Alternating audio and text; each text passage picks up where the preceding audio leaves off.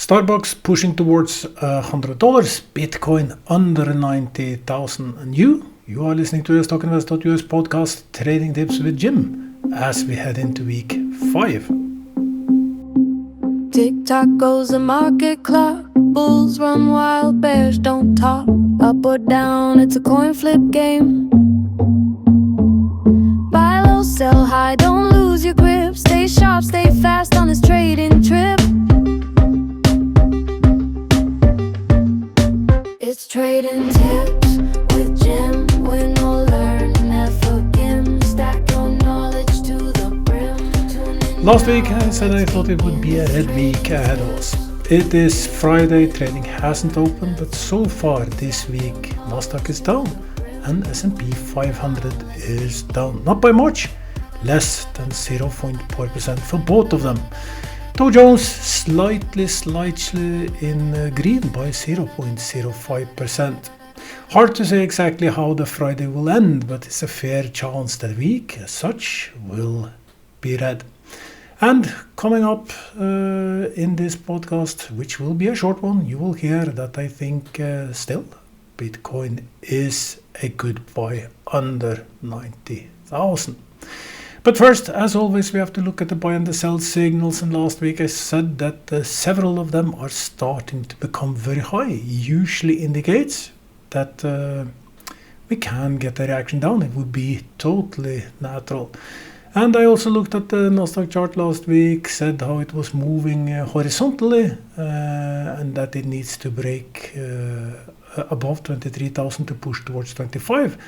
Or it will fall down towards 22,000 and then maybe break down, so-called rectangle formation for anyone loving technical analysis.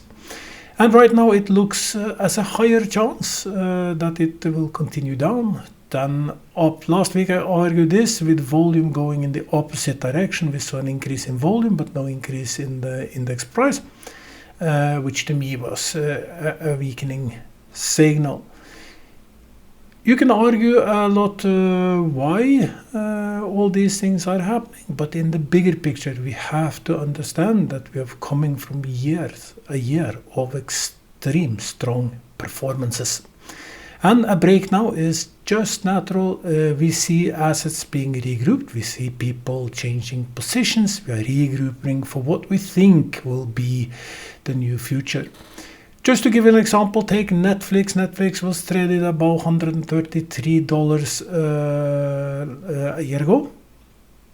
And currently down somewhere around 88 or 87 if I'm not mistaken. After putting out a few days ago the best quarter results ever, pushing green in every single aspect of their business, still stock price is down. This is because the market always tries to be ahead of the curve. And I told you that I believe consumer items related items will be very good places to be. Netflix is such a thing. I think Netflix at current levels offer a buying opportunity, and any level below current day will be a good one. Currently Netflix is sitting with a PE ratio of 33, meaning that if you bought a company today, you would have, given that the profit remains the same, your full investments back after 33 years.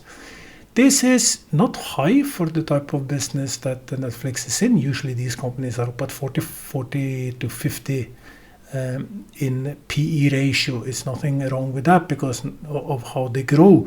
They don't have to build factories in wherever they want to go in. They just have to have access to the user by internet. So expansion is super easy, and Netflix offers such an opportunity. We'll get back to Netflix in just a few minutes. But let's continue with the buy and the sell signals. As I said, the buy and the sell signals last week were high for some of them.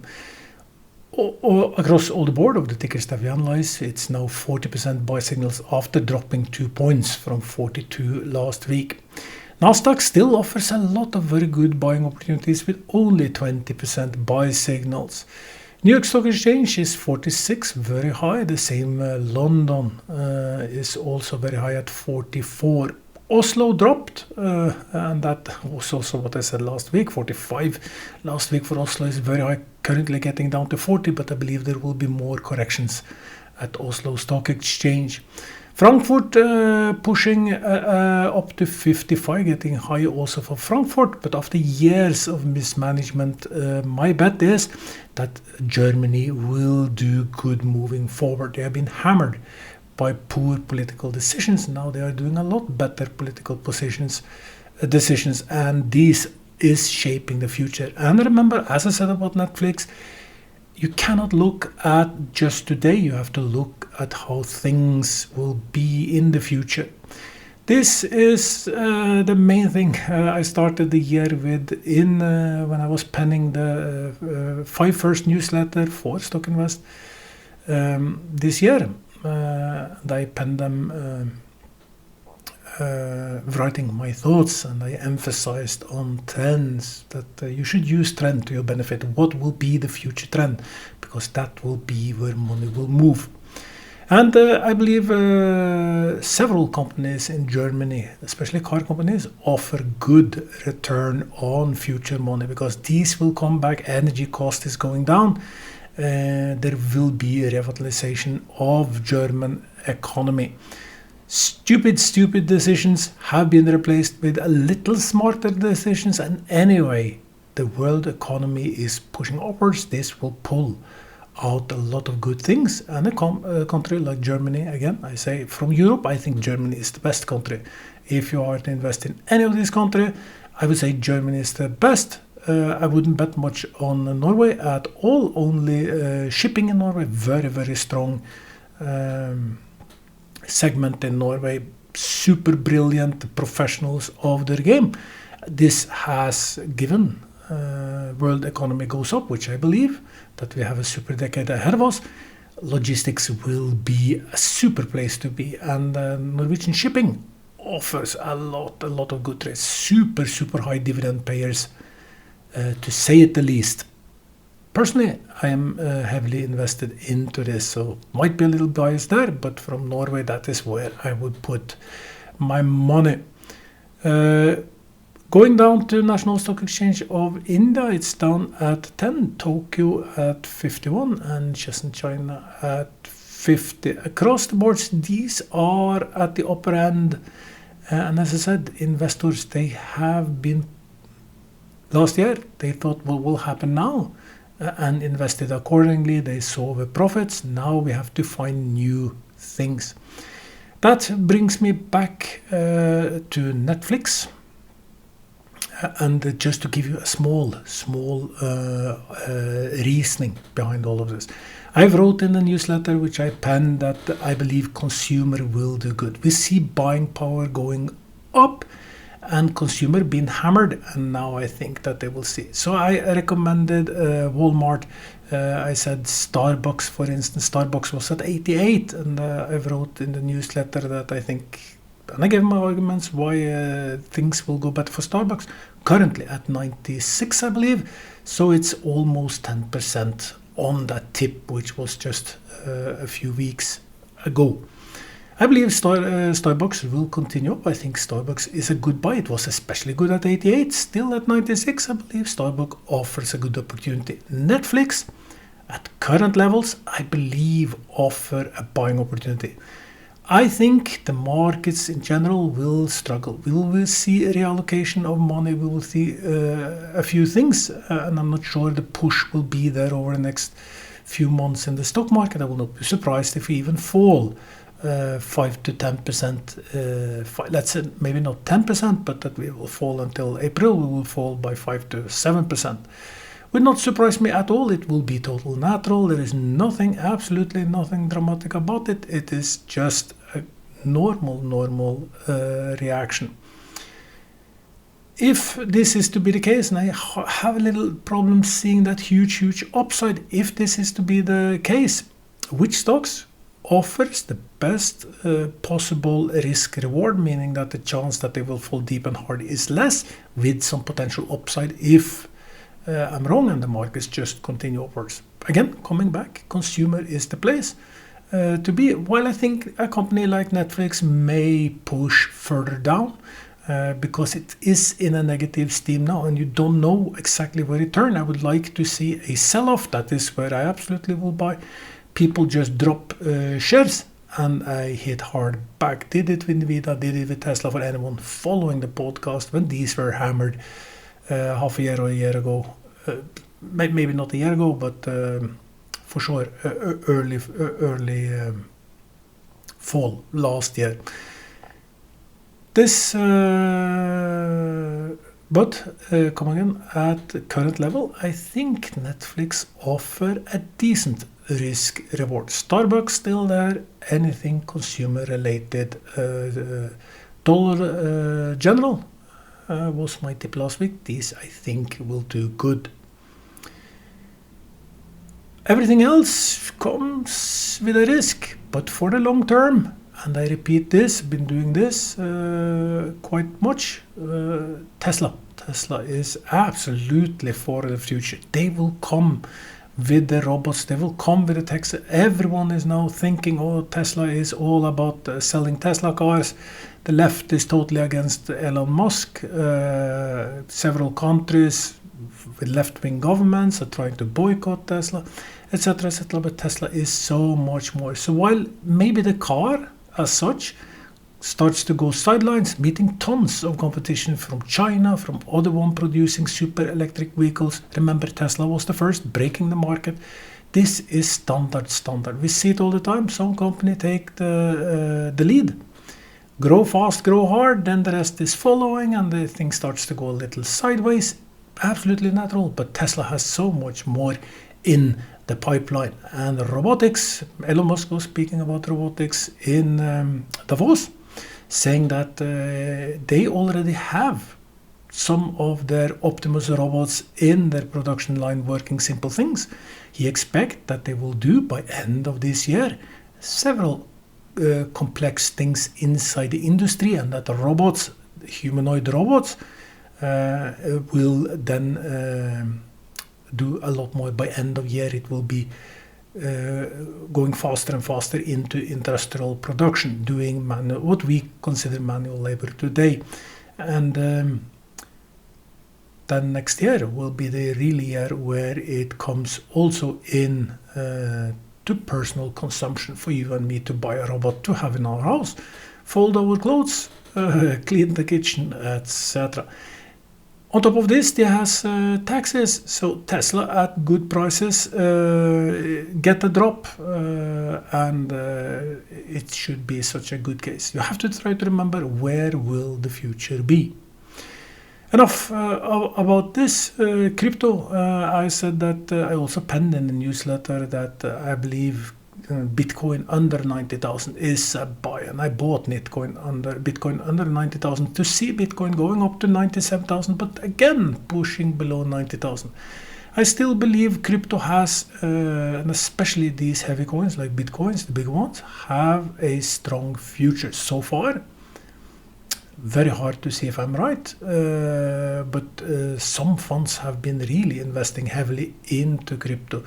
The argument goes that we cannot trust regular money anymore. The world will be digital, will be changing. Some of the cryptos, not all of the cryptos, but some of them are very limited. Like Bitcoins, the halving of Bitcoin is getting just bigger and bigger. There is less and less new Bitcoins produced, and make it as a good asset. One asset that really has been pushing is gold, touching almost 5,000 today. It's 4,919 as we speak, but earlier today was up at 4,980, I believe. I got out of gold. The reasoning was given that I see a peaceful world ahead of us. I cannot understand why gold should be the main asset. So far I am wrong. It broke my 3,500 target, and then 4,500, which I absolutely thought was the upper limit for this rally. Currently at 5,000, who knows, maybe gold will just continue upwards. But it goes to show that people are not sure about the world as such. That brings me to one of the last items in this podcast, is US. I said I believe dollar will be a very good thing to have, and dollar was doing okay, going down from almost 120 to 115, but suddenly popped back to 117. I am not sure exactly what is driving it, and I have betted on this thing. I have given my arguments why shortly, and so far the arguments that I gave are coming in. US economy is super strong. The numbers are beating every single expectations. When they are put out, last week was put out some GDP numbers, stronger than anyone believes.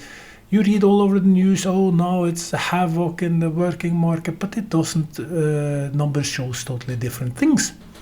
Real wage is growing, everything is going strong. I have this strong feeling that US is underestimated, but I'm not sure if it is on purpose, because a weak dollar is good for export-import, but on the other hand it is not good for other things. 10-year Treasury yield at 4.25, it's the cost of borrowing money, and some of the argument why the 10-year Treasury yield is high is because you don't know if US will be able to pay the insane debt they have. But US is a locomotive in the world economies right now. It is pushing insanely fast, and nothing shows that it will slow down. Everything indicates that 2026 will be a year that nobody could dream in terms of US economy. Absolutely every sign is blinking green. As we speak, still US seems to be undervalued. Well, this is trading you cannot be correct. My bet is that dollar will strengthen heavily during the year. But so far up at 4.18, and the 10-year Treasury yield also remain high. The reason I mention this is not because I do a mistake or did a mistake. It is because I see it as a trading opportunity. All comes to trend. Will I be correct, or will dollar continue to weaken?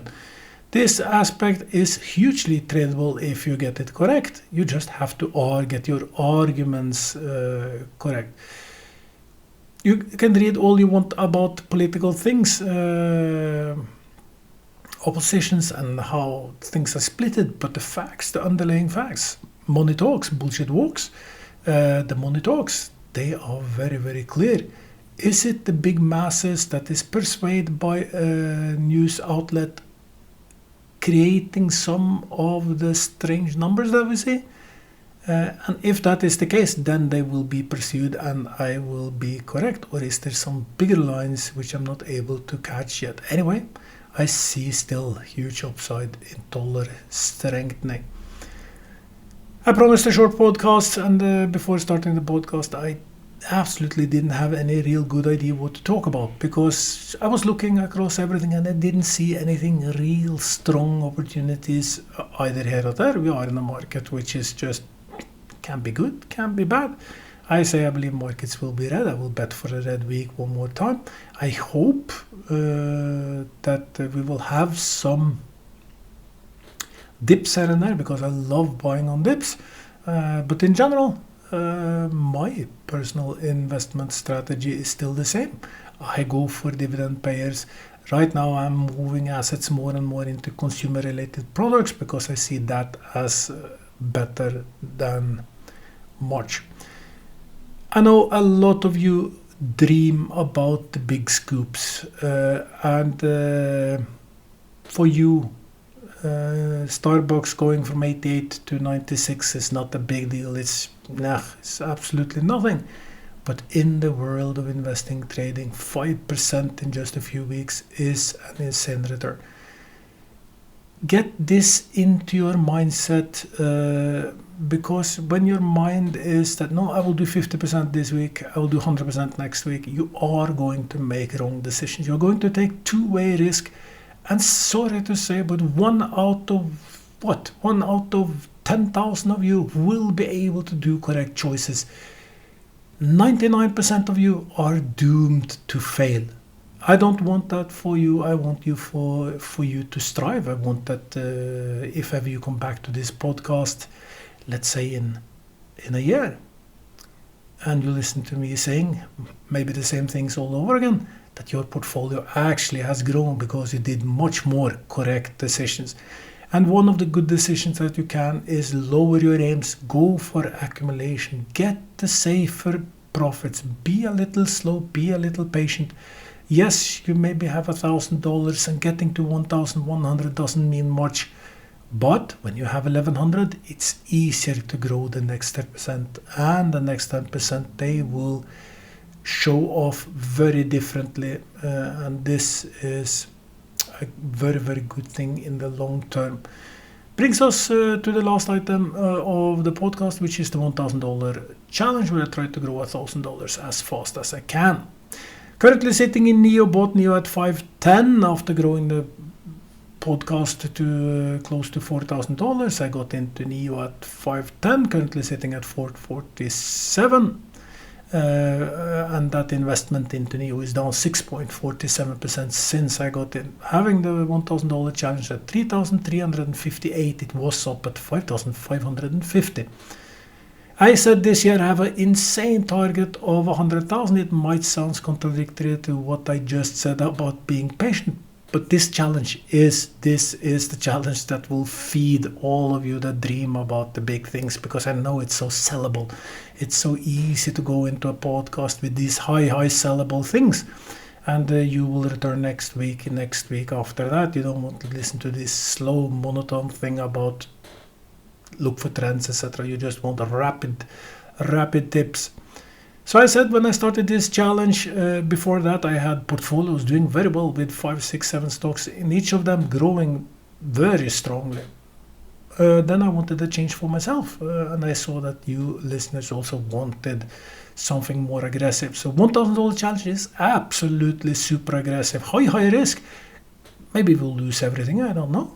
But I'm into NEO, and NEO in my world is super undervalued. It's all these political things, it's all the uncertainty, it's all the chasing for the AI, causing less focus on NEO, and we went from the insane hype of electric vehicle to now it's doom, because now we should do fossil cars. But this will change, because electric vehicles are now super good like they was supposed to be, and in the future we will not drive fossil cars. Forget about it. It's just in your wildest dream that will happen. Some places will have them, but the majority will be electric cars, and I believe NEO is totally undervalued at 477. So if it was a good buy then before, it is even better now.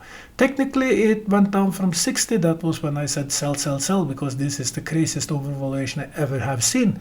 And only idiots can buy NEO at 60. Personally, I started to buy when I thought it was getting close to the bottom, and have a very nice average in my portfolio. But for the $1,000 challenge, the buying point was 5.10. So I saw it as a good opportunity. Now the stock is slowing, moving horizontally, showing all the signs of trend shift. And you go trend. This will be the last words about trends. Trends doesn't go from falling to rising. They either go from falling to less falling. Some go from falling to rising, but it's very seldom. Usually they have the steps, at least the 3 steps of falling, horizontally, rising. And NEO is showing exactly that. Falling, now going horizontally. We just need to see it form into a rising trend, and we can be pretty sure that we are at the right place. Until next week, have a super week and best of luck with your investments. And I really hope that when I'm back next week, you will be back and that your portfolio will be much greener than it was in the beginning of the week. Bye. Welcome to StockInvest.US Stock Analysis. We remind you that trading involves a high risk of losing money, and that you should speak with a financial advisor before buying or selling any securities. You should not base your investment decision upon StockInvest.US. By using the information you agree and are held liable for your own investment decisions.